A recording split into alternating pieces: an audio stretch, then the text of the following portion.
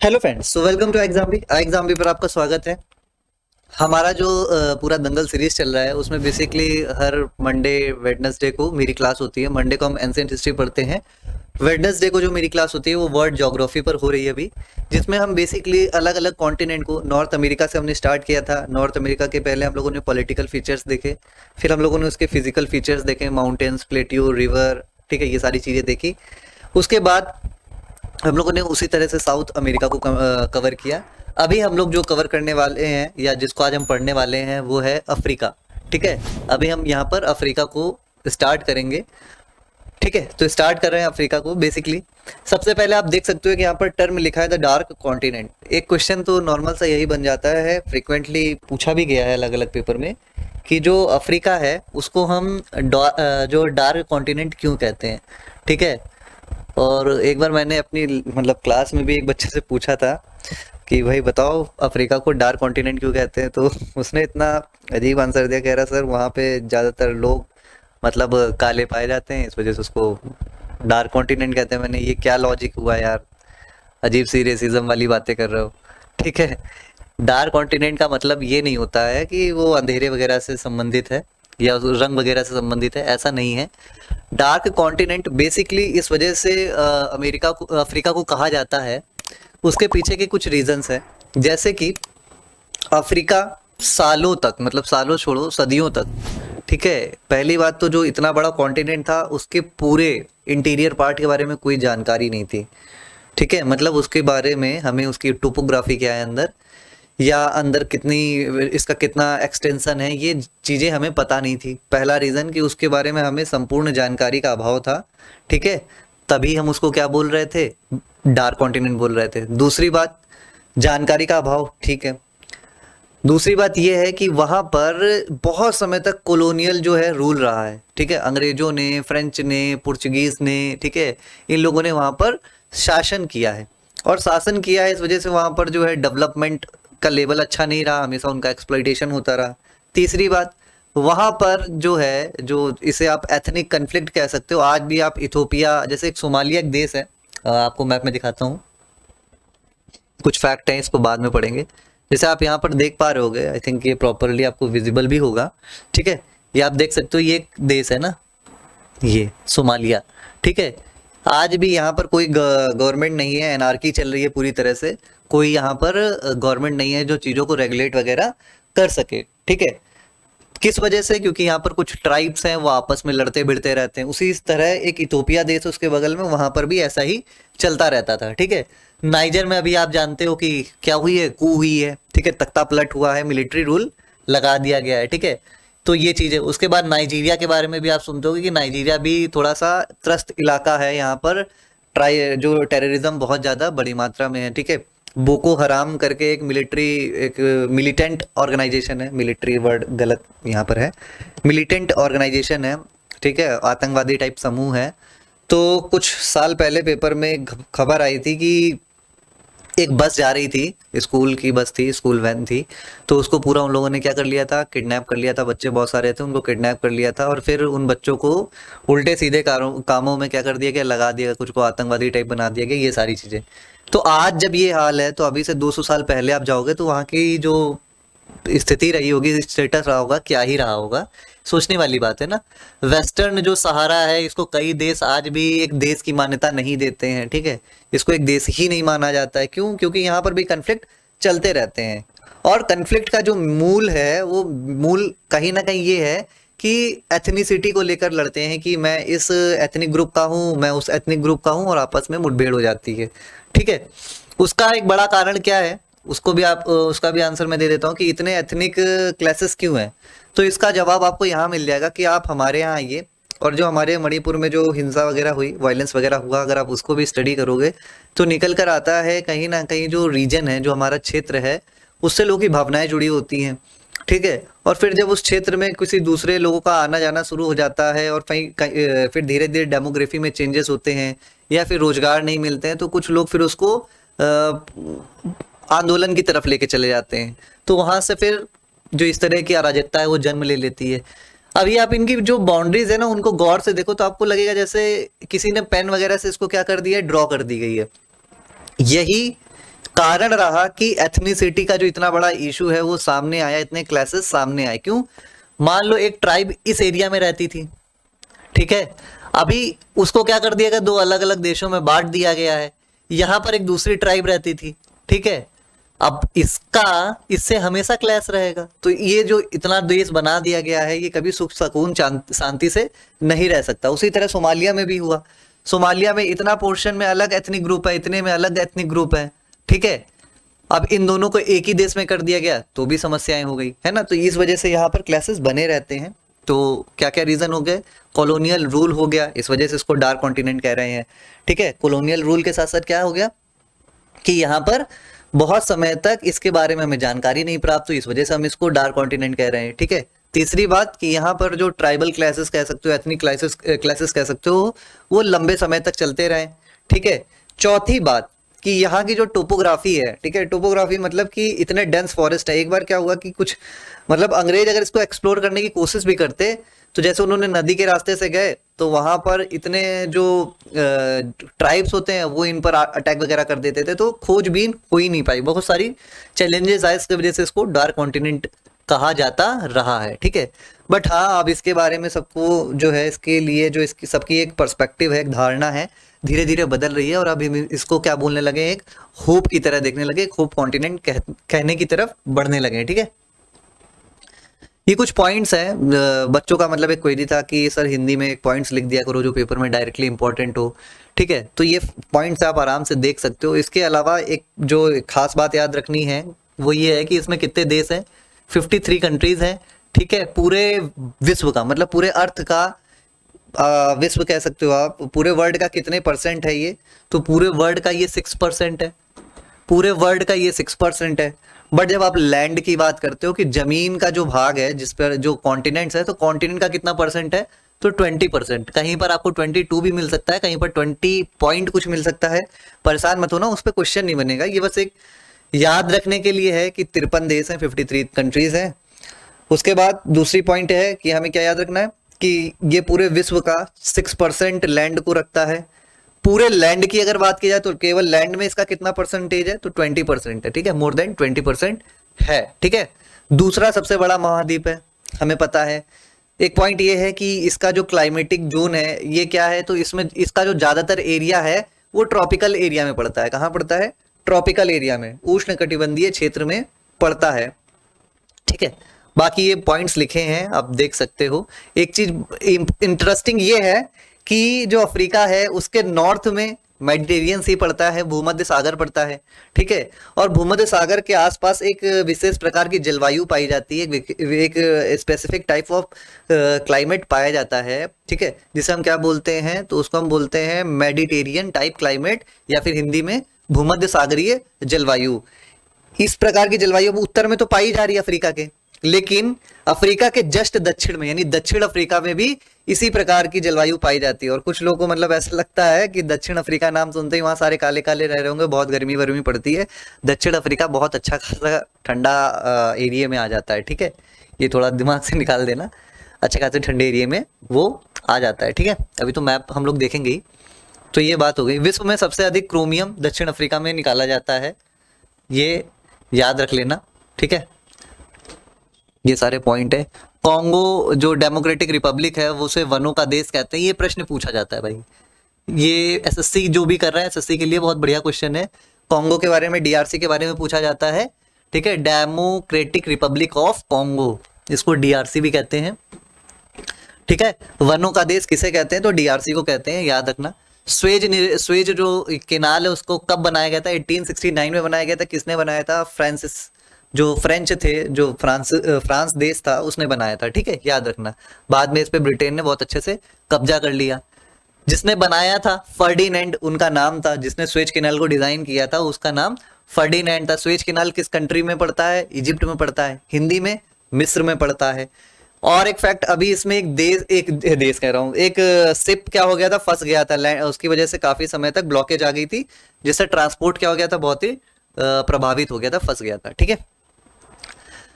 ये हो गया भाई। स्वेज कैनाल किसको किसको जोड़ता है, तो मेडिटेरियन सी को किससे जोड़ेगा? रेड सी से जोड़ेगा। अभी ये सारी चीजें हम आराम से पढ़ेंगे, फैक्ट ऐसे रिमेंबर करने में, याद रखने में बहुत तकलीफ होती है, याद नहीं होते हैं, ठीक है, ये चीज एकदम दिमाग में आप बैठा लो, ऐसे फैक्ट याद नहीं होते हैं, हमें इसको समझना पड़ेगा तब याद होगा। विश्व में हीरे की सबसे बड़ी खान किम्बरले, ठीक है, इस पर एक क्या है, डिक्लेरेशन भी है, किम्बरले डिक्लेरेशन कहते हैं उसको, ठीक है। वो बेसिकली जो है वो किस पर आधारित है तो पूछा जाता है कभी कभी, तो वो है हीरे की माइनिंग से संबंधित, ठीक है। ये चीज आपको ध्यान रखनी है ना। अभी हाँ, एक क्वेश्चन बहुत जो स्टैंडर्ड क्वेश्चन है, इस पे मैं आगे जब एमसीक्यू कराऊंगा, एमसीक्यू सीरीज भी हमारी पूरी चली रही है, आपको तो पता ही है। उसमें हम लोग क्या करते हैं, अलग अलग कॉन्टिनेंट को जब कवर कर ले रहे हैं तो एक वापस से उसको रैपअप करते हैं, उसको याद करते हैं थ्रू एमसीक्यू।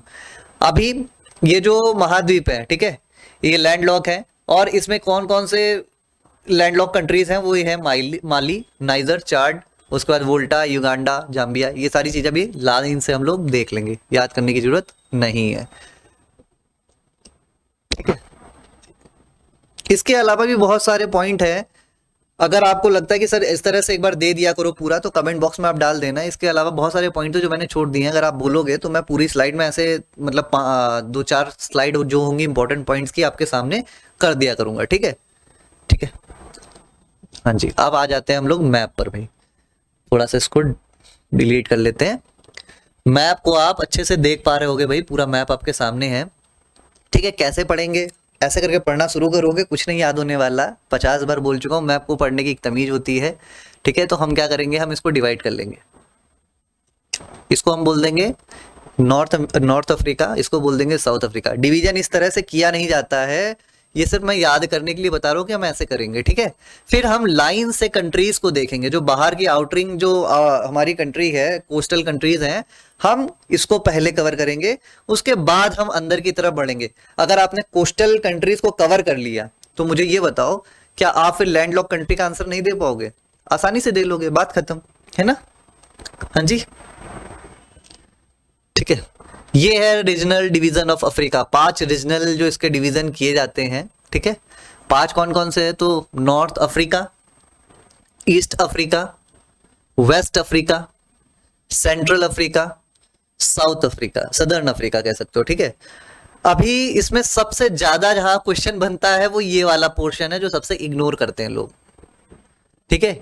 यहाँ के देशों के बारे में और यहाँ की कैपिटल्स जो कंट्री हैं उनके कैपिटल्स के बारे में पूछा जाता है, ठीक है, ठीक है। ये है GTBN, यहाँ पर लिख लेना GTBN। मैं भाई ऐसे ही याद करता हूँ, आपको भी ऐसे ही याद करना पड़ेगा। गुरु तेग बहादुर नगर, दिल्ली में पड़ती है एक जगह, ठीक है। घाना, टोगो, बेनिन, नाइजीरिया, ठीक है। उसके ऊपर ये नाइजीरिया हो गया, ये हो गया आपका नाइजर। तो अभी हम इसको पढ़ेंगे अच्छे से, डोंट वरी, परेशान होने की जरूरत नहीं है, ठीक है। अब आते हैं भाई हम लोग, जो हमारा ऊपर का पोर्शन था नॉर्थ का, वो हम पूरा पढ़ेंगे। एक टर्म कभी कभी न्यूज में आता है मगरिब, ठीक है, एक टर्म आता है कभी कभी न्यूज में मगरिब। ये क्या इसका मतलब होता है, ठीक है, इसका क्या मतलब होता है मगरिब, मगरिब रीजन इज फेमस फॉर, ठीक है। पूछा जाता है भाई कभी कभी कि मगरिब जो टर्म है वो किसके कॉन्टेक्स्ट में यूज किया जाता है, तो वो यूज किया जाता है हमारे 5 दो देश है अफ्रीका के, अलग अलग 5 कंट्रीज हैं जिनके बारे में ये टर्म बेसिकली यूज किया जाता है। पहला टर्म है आपका, पहला जो देश है वो है अल्जीरिया, लीबिया, ट्यूनीशिया, माली और सॉरी माली नहीं है, मोरिटानिया एंड मोरक्को, ये है, माली नहीं है भाई, है ना, माली इसको हटा देना। ये 5 जो कंट्रीज हैं इनको मगरिब रीजन बोला जाता है, और इसको आपको याद रखना है, पूछा जाता है सीधे, सिंपल सा क्वेश्चन आएगा पेपर में, Maghreb term recently was in news is related to, तो फिर आपको वहां पर समझ में नहीं आएगा। एक बार एक क्वेश्चन भी आया था कि जो लेवेंट टर्म है वो किससे रिलेटेड है, ठीक है, ऐसे करके पूछा जाता है, ठीक है। सैंजन जो रीजन है उसके बारे में भी पूछा गया है, अब मगरिब के बारे में भी पूछ सकता है, फिर हम कंफ्यूज हो जाते हैं ना, तो अभी ध्यान कर लेना। अब इनको हम क्यों देख रहे हैं, ठीक है, सबसे पहले तो हमें यहां पर देखना है कि 3 कंट्री, यहां से स्टार्ट करेंगे मोरक्को से, ठीक है, MAT मैट, ठीक है। कैसे याद करेंगे, MAT MAT, Morocco, Algeria, Tunisia, इतना हो गया भाई, है ना। उसके बाद फिर लीबिया पे आ जाएंगे, लीबिया देन इजिप्ट। तो ये 5 कंट्री लाइन से हैं, इसको आप ऐसे पढ़ोगे MAT फिर L और E, ठीक है। एक एक टर्म से याद रखना है, क्योंकि पूरा पूरा नाम फिर बीच में एक भी नाम अगर मिस हो गया तो फिर पूरा हो जाता है खराब। लेकिन आप नाम की जगह अगर अल्फाबेट याद रखोगे तो वो याद रहते हैं। ठीक है, पूरा मैप मैंने ऐसे ही याद किया हुआ है भाई। आपको याद रखना है MAT, MAT, Morocco, Algeria, Tunisia, और उसके बाद क्या आ जाता है, लीबिया एंड इजिप्ट। ठीक है, इतनी बात आपको यहाँ पर क्लियर हो गई होगी। अभी इस पे मैप पे लगा है क्या? हाँ, देखिए एक जो ये जगह है ना, ये जगह आप देख पा रहे हो छोटी सी, ये जो है ये हमारा क्या है, मोरक्को है। आप पीछे देखोगे ये वाला पोर्शन, ये जो पोर्शन है इसको अभी हम हाईलाइट कर रहे हैं यहाँ पर इस मैप के थ्रू। आप देख रहे हो ये है हमारा मोरक्को का रीजन, और इसके ऊपर ये पूरा स्पेन का रीजन है। ठीक है, इसके बीच में एक छोटी सी जो है स्ट्रेच है पानी की, जिसको हम क्या बोलते हैं, स्ट्रेट बोलते हैं। और इस स्ट्रेट का नाम क्या है, यहाँ थोड़ा ब्लर हो रहा होगा, आपको क्लियर नहीं दिख रहा होगा, स्ट्रेट ऑफ जिब्राल्टर। ठीक है, मतलब ये एक तरीके से बहुत ही चोक पॉइंट जैसा है, छोटा सा इलाका है, बहुत छोटा सा पैसेज है, जहां से दो, एक मेडिटेरियन सी आपस में कनेक्ट होता है, किससे, अटलांटिक ओशियन से।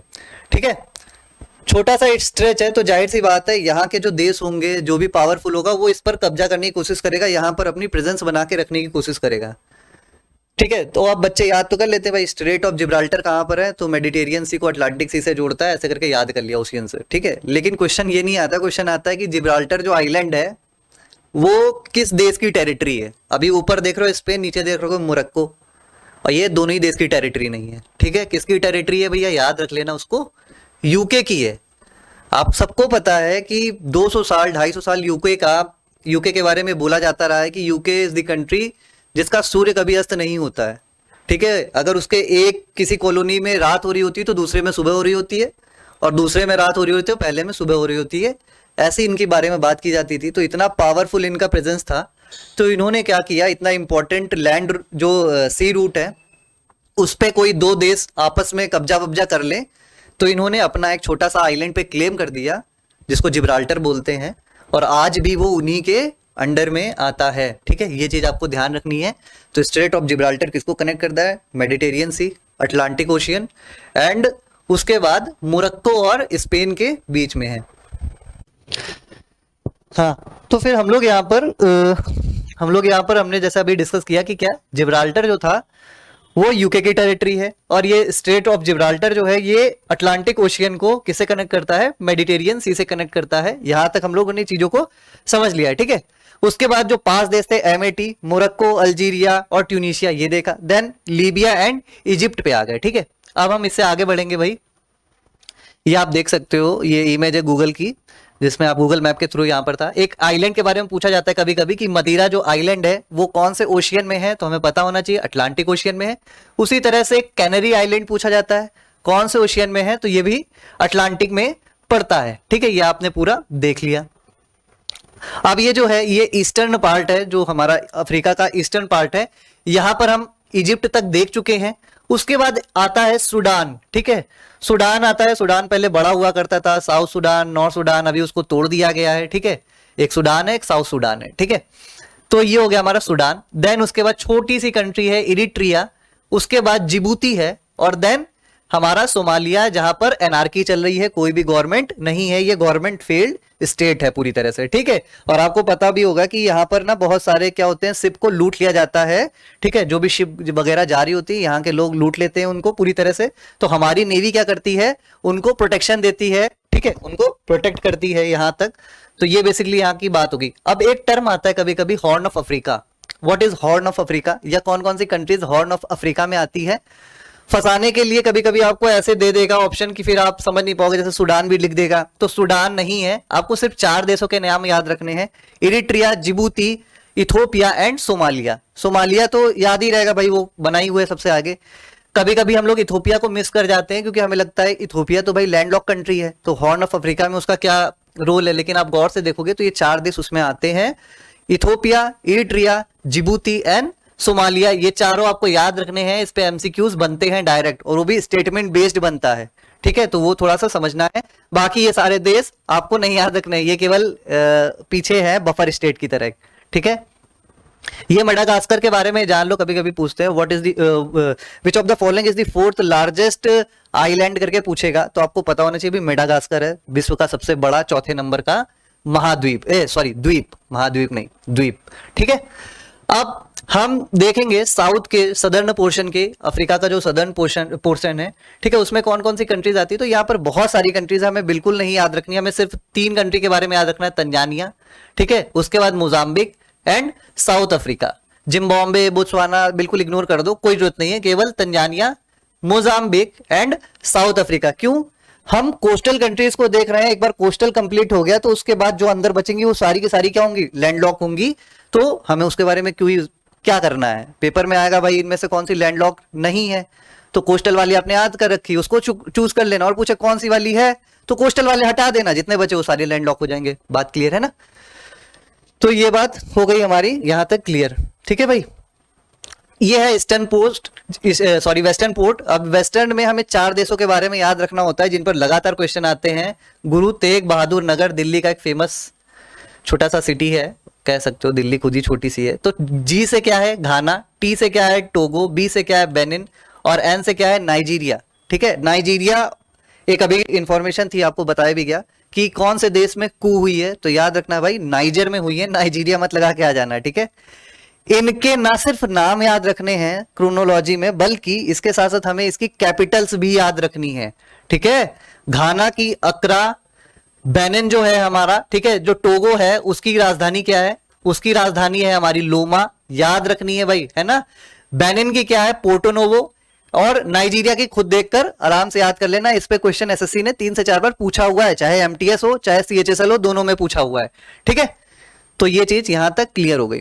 अभी हम फिजिकल मैप की तरफ बढ़ेंगे। ये सारा फिजिकल मैप जो लगा रखा गया है, तो फिजिकल मैप हम कैसे कवर करते हैं, हमारा स्टैंडर्ड क्या है कि हम पहले प्लेट्यू करते हैं, फिर फोल्ड माउंटेन्स जो है वो करते हैं, देन डेजर्ट, फिर रिवर और आइलैंड।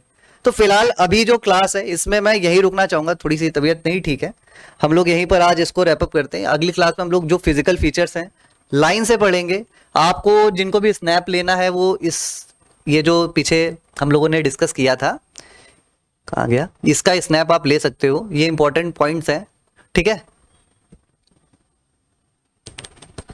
सो फिलहाल इतना ही था, ये ले लिया होगा आपने। सो फिलहाल इस वीडियो में इतना ही था। हम लोग जो अगली क्लास होगी हमारी मंडे को फिर से एंशिएंट, और देन जो हमारी ज्योग्राफी की क्लास होगी उसमें हम पूरा जो है अफ्रीका कवर कर लेंगे। अफ्रीका हमारा वहाँ खत्म हो जाएगा। उसके साथ ही हम लोग क्या करेंगे, उस पर कुछ एमसीक्यूज भी डिस्कस कर लेंगे। बहुत से लोगों को लग रहा होगा सर ने इक्वेटर कौन सी कंट्री से पास होता है ये नहीं बताया, कैप्रिकॉर्न कहाँ से जा रहा है अफ्रीका में ये नहीं बताया, कैंसर के बारे में नहीं बताया। भाई ये सारी चीजें फैक्चुअल चीज है, एक दिन में एक नोट्स में क्लियर हो जाएगी। अभी सिर्फ एक ओवरव्यू था कि अफ्रीका में हमें क्या क्या पढ़ना है, ठीक है। सो फिर मिलते हैं हम अगली क्लास में। तो आप तब तक चैनल पर बने रहिए। वीडियो पसंद आई तो उसको लाइक जरूर कर दीजिएगा। Thank you.